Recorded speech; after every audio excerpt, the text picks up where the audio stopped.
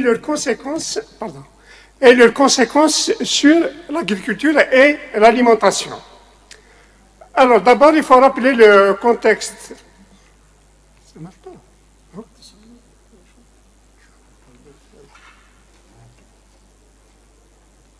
Ah oui. C'est vrai. C'est vrai. Ok. Donc, on va rappeler le contexte rapidement, puisqu'il a été déjà rappelé. Sur le plan international, donc, on est sorti d'une crise sanitaire post-Covid qui a eu des conséquences énormes sur l'approvisionnement des pays, sur les problèmes logistiques de transport à l'échelle globale. Donc, il y a eu de grandes perturbations pour les entreprises à l'international.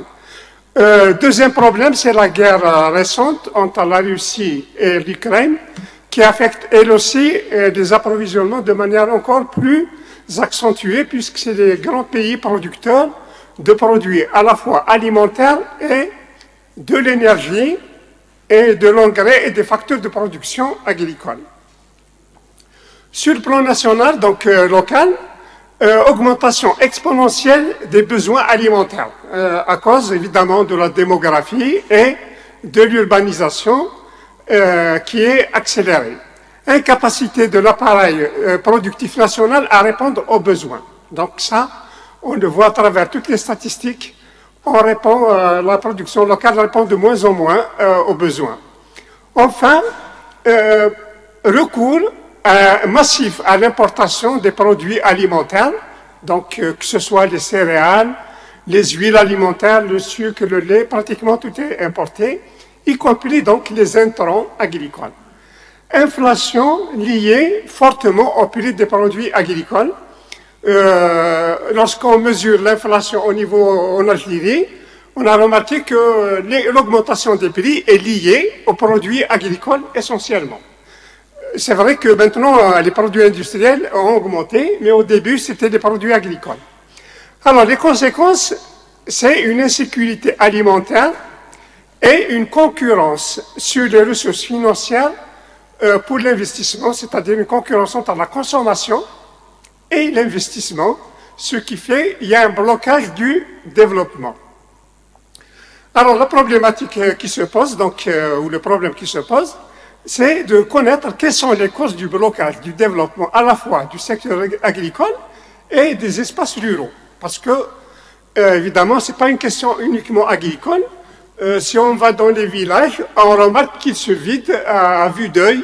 Donc, il y a de moins en moins de gens qui continuent à vivre dans les espaces ruraux. Alors, dans la littérature, on rencontre 4 thèses qui sont données. La première thèse, elle attribue ça aux contraintes naturelles et physiques. Donc, c'est le déterminisme géographique. Si on ne peut pas produire, c'est parce qu'on n'a pas d'eau, on a un climat aride ou semi-aride, etc., etc. Ça, c'est la première thèse. En général, et vu les progrès techniques, elle n'est pas acceptable à mon avis. Deuxième thèse, l'hétérogénéité juridique et économique. Ça veut dire dans le fonctionnement du secteur agricole, vous avez par exemple la nature de la propriété des sols. Il y a 3 ou 4 types de propriétés. Sur le plan économique, vous avez un secteur public, vous avez un secteur étatique, et vous avez encore un 3e secteur coopératif qui est minime, mais qu'on devrait encourager. Nous avons une thèse qui a été défendue longtemps, c'est l'hégémonie de l'industrie. Ça veut dire les pouvoirs publics ont favorisé énormément l'industrie dans les investissements, et c'était la politique de la stratégie algérienne de développement, donc développer l'industrie essentiellement lourde. Ce n'est pas une industrie liée à l'agriculture, par exemple, c'est une industrie qui va, on va dire, équiper le pays. Ça aussi, sur un certain nombre de périodes, elle est valide. La période de la planification, c'est vrai. Mais dans les années 90-2000, l'État a investi dans le secteur agricole, mais les résultats ne sont pas au rendez-vous comme le montrent les chiffres des statistiques. Enfin, on a une thèse, c'est les blocages publics de l'agriculture. Et c'est-à-dire mon hypothèse, c'est que c'est la principale chose qu'il faut peut-être chercher à comprendre. Donc notre hypothèse ou thèse, vous l'appelez comme vous voulez, qui peut être rattachée à la quatrième catégorie, c'est qu'il existe un biais, on va dire une inclinaison, un penchant, un parti pris pro-urbain des politiques publiques en Algérie, qui est né d'abord durant la colonisation. Les colons, ils ont occupé les bonnes terres et surtout le littoral. Ils ont abandonné pratiquement tout l'intérieur. Ensuite, cette politique a été reconduite par les pouvoirs publics pour d'autres raisons, notamment l'industrialisation. Et aujourd'hui, par un processus cumulatif, même si on veut corriger les choses, il y a des habitudes, il y a des processus cumulatifs en économie qui se maintiennent. Donc, on n'arrive pas à sortir de la rente donc le processus est maintenu. Alors, pour vérifier cette hypothèse, on a fait deux types de recherches. D'abord, on a essayé de lire quelques textes qu'on appelle doctrinaires, ça veut dire qui montrent la doctrine du développement en Algérie et qui a accompagné notamment les différentes étapes de développement. La seconde étape, on s'est intéressé à une comparaison de quelques indicateurs de développement socio-économique entre les espaces ruraux et les espaces urbains que nous considérons plus significatifs que l'évolution de la structure des investissements publics. Parce que quand on analyse des investissements, c'est vrai qu'on trouve des différences, mais les investissements ne montrent pas tout. Parce que si vous choisissez une industrie lourde, il est normal que les investissements soient lourds aussi. Ça veut dire que les montants nécessaires en industrie et en agriculture ne sont pas nécessairement comparables. Donc, j'ai préféré plutôt m'intéresser aux indicateurs. Et pour cela, donc, il faut définir déjà les espaces. Qu'est-ce que c'est qu'un espace urbain? Qu'est-ce que c'est qu'un espace rural? Alors, évidemment, il y a deux types de définitions. Il y a les définitions de type académique, ça veut dire les universitaires, etc. Il y a les définitions administratives, celles qui sont données à titre officiel dans les recensements, etc. Alors, pour la première catégorie, donc on a un auteur français qui est très connu pour ses travaux sur l'espace rural et l'agriculture, Bernard Kaiser, qui définit l'espace rural comme un mode particulier d'utilisation de l'espace et de vie sociale. Il est ainsi caractérisé par une densité relativement faible des habitations et des constructions, un usage économique à dominance agro-silvo-pastorale, même si ça il faut le nuancer, ce n'est plus le cas malheureusement, un mode de vie des habitants caractérisé par une appartenance à des collectivités, ça veut dire les villages et les communautés, et un rapport particulier à l'espace. Le rapport à l'espace, c'est que les gens sont attachés, les paysans sont attachés à leur espace, contrairement aux investisseurs de type entrepreneur, etc. Enfin, une identité et une représentation spécifique fortement connotée par la culture paysanne. Donc, ce n'est pas uniquement des espaces, il y a des populations avec une culture et d'autres éléments. Donc, nous avons une deuxième définition. Bon, les définitions, il y en a beaucoup, donc on ne peut pas les commenter. Elle s'appuie sur les données statistiques et administratives. Et évidemment, ces données connaissent des évolutions au fil des recensements. On va voir à travers un tableau un nombre de critères par type de recensement. Alors, pour la période coloniale, on avait deux types de communes, les communes mixtes et les communes de plein exercice, ça veut dire où il y a surtout essentiellement des colons. Il n'y a pas de critères agricoles. Donc, concentration européenne. Et pour les espaces urbains, c'est des Européens. Les espaces ruraux, c'est essentiellement des Algériens, à part dans les plaines où il y a beaucoup de colons, évidemment. Alors, en 66, ces critères vont évoluer selon le tableau. Donc, on a la taille de l'agglomération, les actifs agricoles par rapport aux actifs totaux, l'entité de référence, donc commune, daïra ou agglomération, le rang administratif Donc ça peut être un chef-lieu de commune, un chef-lieu de daïra, un chef-lieu de wilaya. Et d'autres indicateurs, c'est les équipements de différentes natures et l'accession au réseau de plusieurs natures. Alors, donc voilà, on a défini un peu les espaces ruraux. On va essayer maintenant de voir qu'est-ce qui se dit dans les textes sur ces espaces. Donc on a essayé de voir surtout un certain nombre de textes doctrinaux, programme de Tripoli, charte d'Alger, perspective décennale, les différents plans et la charte nationale. Tout ça, donc évidemment, c'est très long à exposer. Donc on va essayer de prendre deux auteurs qui ont vraiment travaillé sur ces textes. Et vous avez la première, c'est Fanny Colonna, qui est une sociologue qui lit beaucoup de choses sur l'Algérie. Et nous avons un autre auteur qui est Slimane Bedrani, qui est connu dans le domaine agricole. Alors, pour Fanny Colonna, voilà ce qu'il écrit. Pour mesurer les progrès de la relégation de la paysannerie au jeu des forces politiques, il suffit de comparer ce qu'en disait la charte d'Alger de 64 à ce que dit... C'est long? Ah, d'accord. Donc, à ce que dit la charte de 1976.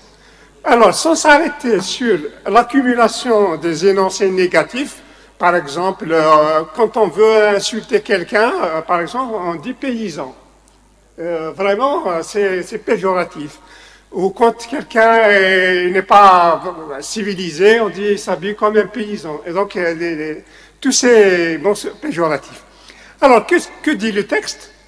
Alors, la paysannerie de sujet reconnu de l'histoire, donc c'est un peu elle qui a fait la révolution, elle est devenue celle qui a devenu un objet passif, donc la paysannerie algérienne qui a supporté héroïquement le poids de l'indépendance. Voilà comment déjà le sens a changé. Et elle a fait, donc les historiens disent qu'elle a fait la révolution, maintenant elle a supporté, ça veut dire c'est comme un élément passif de la révolution. Il y a quelque chose qui corrobore ce texte, c'est ce que dit certains sociologues aussi, Haddad, sur l'école, qui n'envoie pas au champ, mais elle envoie au chantier. L'école, elle préfère, par exemple, présenter des modèles urbains que des modèles de paysans ou d'agriculteurs aux élèves et aux étudiants. Alors, donc je vais accélérer. Donc ça pour Slimane Bedrani, mais on peut retrouver le texte dans la communication. Alors, revenons au choix de la stratégie algérienne de développement. Donc, on a dit, elle a fait une option pour l'industrialisation et l'urbanisation, qui sont couplées. Donc, industrie lourde et pôle urbain. L'industrie, c'est dans les pôles urbains. Prix des produits alimentaires bas pour soutenir l'industrialisation. Donc, des bas salaires. Et si vous si vous voulez avoir des bas salaires, il faut des bas prix. Et si vous avez des bas prix, donc vous n'encouragez pas la production agricole. Urbanisation pour fournir la main-d'œuvre nécessaire à l'industrie. Donc favoriser l'urbanisation pour que la fameuse théorie d'Arthur Lewis, c'est-à-dire déplacement des populations rurales vers la ville, va se faire facilement. Mais aussi, il y a un objectif politique de l'urbanisation, c'est l'homogénéisation des populations. Il ne faut pas qu'il y ait des communautés qui parlent des langues différentes et tout, il faut homogénéiser les populations, donc il faut favoriser l'urbanisation. Donc on a fait des investissements orientés vers l'industrie. Lors des arbitrages fonciers ou bien hydrauliques, la ville et l'industrie sont prioritaires. Exode rural massif, donc aujourd'hui ça se voit très bien dans les villes, dans les villages et les espaces ruraux. Abandon du travail de la terre. Personne ne fait de jardinage maintenant, pratiquement. Tout le monde va chez l'épicerie du coin pour acheter ce dont il a besoin. La jachère, c'est le terrain non travaillé. Si vous faites l'autoroute Est-Ouest, ou bien n'importe quelle route, il est rare de trouver un champ cultivé. C'est vraiment, c'est à l'abandon. Ça veut dire qu'il y a un recul de jardinage. Et le phénomène le plus courant, c'est la progression des incendies de forêt et la destruction de l'environnement. Donc maintenant, chaque été, les gens vivent dans l'angoisse des feux de forêt. Alors ici, vous avez un tableau de l'évolution des populations rurales. On remarque que depuis 2010, les populations rurales reculent, alors qu'elles ont un taux de croissance plus élevé que les populations urbaines. Par exemple, la présence des cadres dans les milieux ruraux, il est désavantagé. Donc, dans ce tableau, si vous remarquez, vous cumulez les cadres dans l'espace urbain et les cadres dans l'espace rural, vous remarquez nettement la différence entre les deux. Alors ici, nous avons des indicateurs de disparité donc, qui montrent la différence de traitement des espaces urbains et ruraux. Et particulièrement dans tous les domaines, les espaces urbains ont des critères de développement ou des indicateurs meilleurs et plus élevés. Pour l'activité dans les milieux ruraux, on est passé d'une activité dominante, l'activité agricole, et surtout forestière, à une activité minime. Aujourd'hui, l'agriculture, bon, ici on a 36,5, mais les derniers chiffres, c'est un peu moins que ça. Vous avez progression des services et des autres activités. On a aussi le problème du chômage. C'est vrai, des derniers temps, le chômage rural est moins élevé que le chômage urbain, parce que, évidemment, les zones rurales se vident. C'est ça l'explication la plus probable. Et là aussi, la pauvreté dans les espaces ruraux est plus importante que dans les espaces urbains. Voilà, donc, vu le temps qui nous est imparti, donc on a fait un peu le tour de la question. Ça veut dire, si vous regardez les textes, les espaces ruraux sont dévalorisés. Si vous regardez les politiques publiques, les espaces ruraux sont défavorisés. Alors, dans ce cadre-là, il est difficile d'imaginer un secteur agricole qui soit, comment dirais-je, développé dans un environnement sous-développé. Donc, il y a une relation de cause à effet entre les politiques suivies à l'échelle globale et les politiques agricoles. Je vous remercie. Je vous remercie, Dr Taleb.